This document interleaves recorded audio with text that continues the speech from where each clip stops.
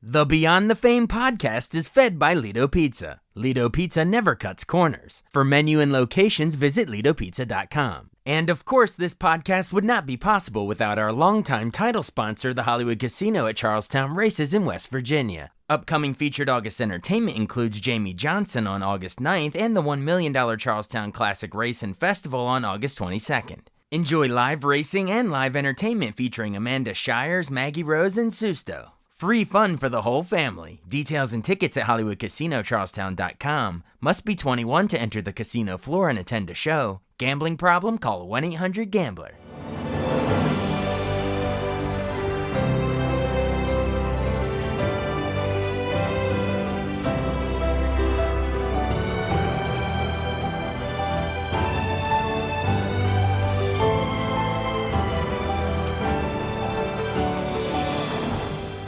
Welcome to the newest episode of Beyond the Fame with Jason Fraley. I'm your host, Jason Fraley, picking the brains of the top filmmakers, musicians, and artists of our time. Oscar winner Melissa Leo stars in the new dramatic thriller The Knife, starring NFL Pro Bowler Nnamdi Asomugha in his directorial debut. Leo joined me to discuss her role as the determined detective, as well as her previous roles in Homicide: Life on the Street, Prisoners, and her Oscar-winning role in The Fighter. Hey, Melissa Leo, Oscar winner Melissa Leo. Hey, thanks so much for joining us. Oh, that's right. I did win that. It was a couple years ago, right? 15th anniversary, actually. We can get to that later if we have time. But this time we're talking to Melissa Leo about the new psychological drama thriller, however you want to categorize it. It's called The Knife. It's in theaters August 15th. My wife and I just watched it last night, but I'll let you take the premise. Give our listeners the basic premise real quick. Well, the basic premise is that there is a very nice Black family living in a small home that they're redoing very nicely. And there's an incident. A woman is on the floor bleeding from her head. Looks like she might be dead. So the police come, they call the police, and then the police call the homicide police. And in steps Detective Carlson, played by Melissa Leo. Played by you. From there, the evening takes off as Detective Carlson understands the very frightened family she's found, but can't quite understand why they're giving her such a runaround that only makes police ask more questions. So she asks more questions, and this story takes off from there. It's a very, very tight little film that I have given a terrible rundown on just now. No, but you're doing great.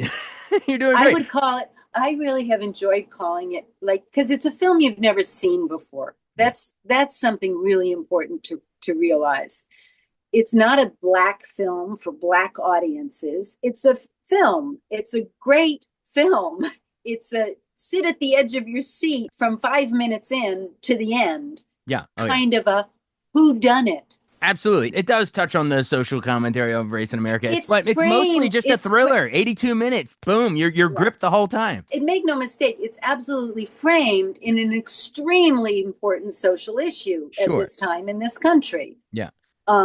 But that is not what the movie is about. Right. And it was one of the first things Nnamdi said to me when I finally was smart enough to talk to him about the role and agreed to do the part, was that he didn't really want to make a social justice film, but he wanted to make a good movie. Oh, it's mostly a thriller, but it leaves you with those social commentary questions. So that's the best. That's the best kind of movie, you know.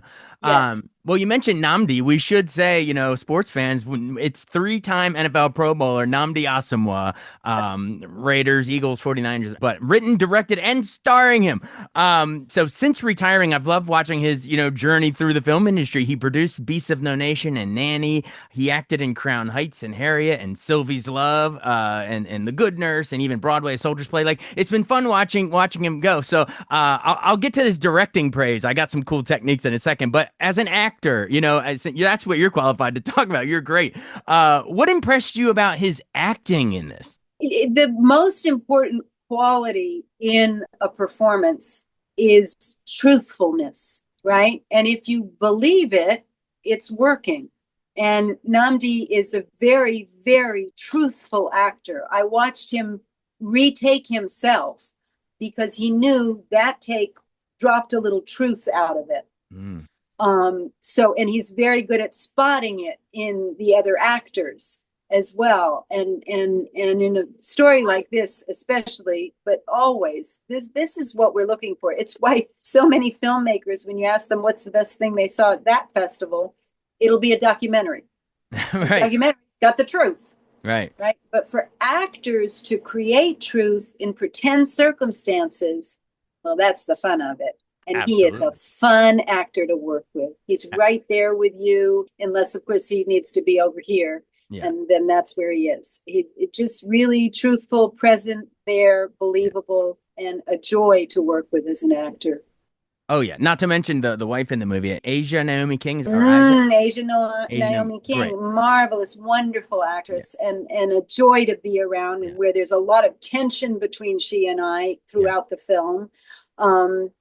She and I got along wonderfully, and we're both moms, and we shared our mom thoughts about the film together, and so on like that. So that's a really fun thing in movie making too, where sometimes you really are having some heated thing between somebody that you just adore, and then it's like really fun.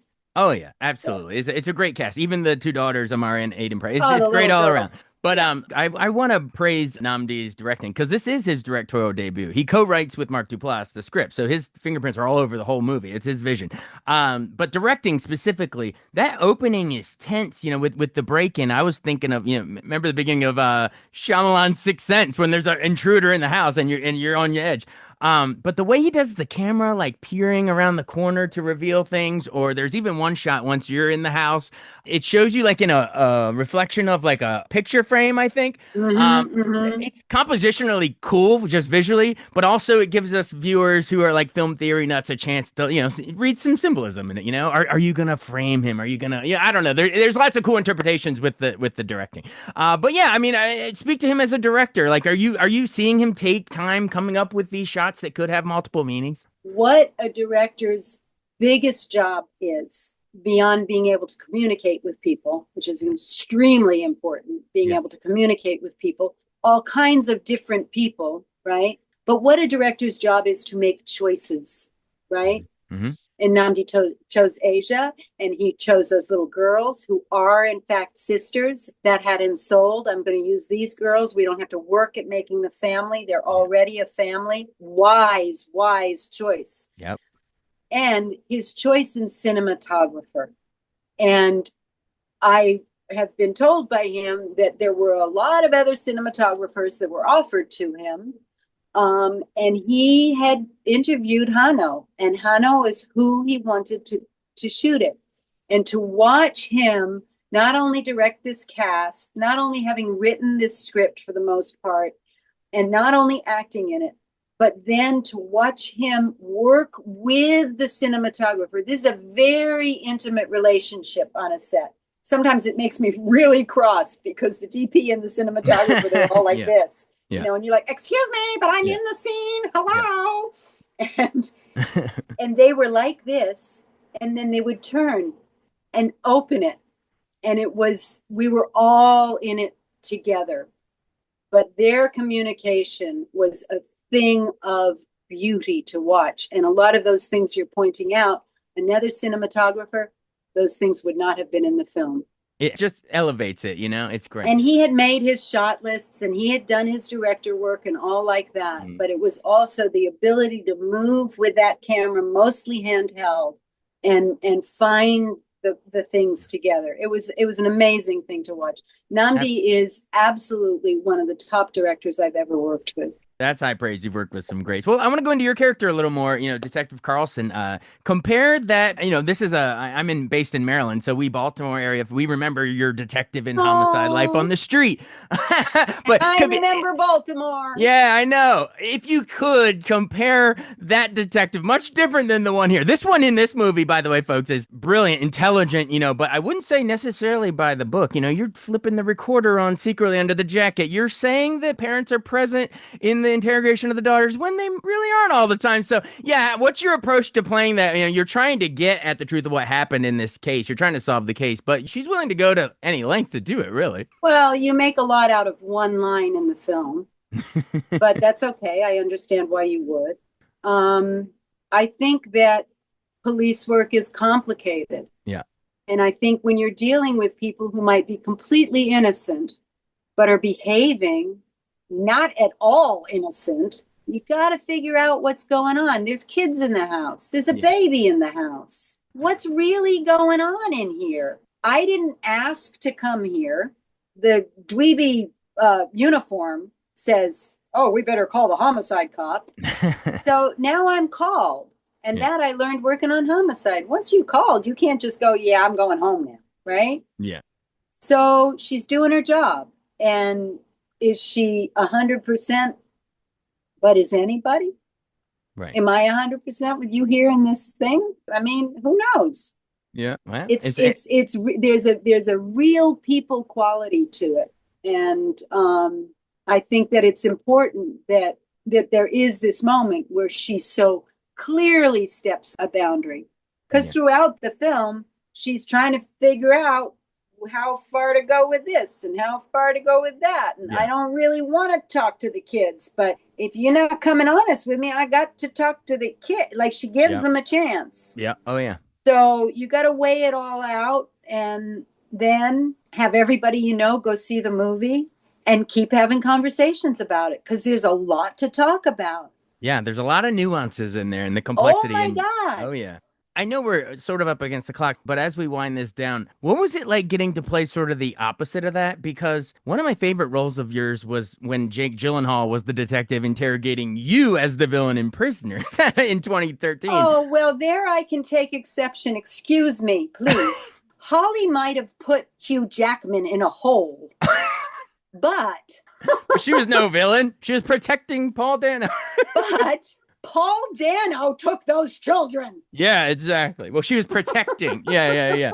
Well, that's what's a great. To me, it might be. This is saying a lot because Denis Villeneuve has done so many. Oh my God! But it might be my favorite of those. It's the perfect example of like when you're like watching and you're like, oh my God, cut to black, cut to black. You hear the whistle blowing, cut to black, and he does it just the right moment. Too many movies stick around too long, So I mean, do you agree? Really, it's perfect ending. Totally brilliant director. Really amazing man and beautiful director. I loved working with him.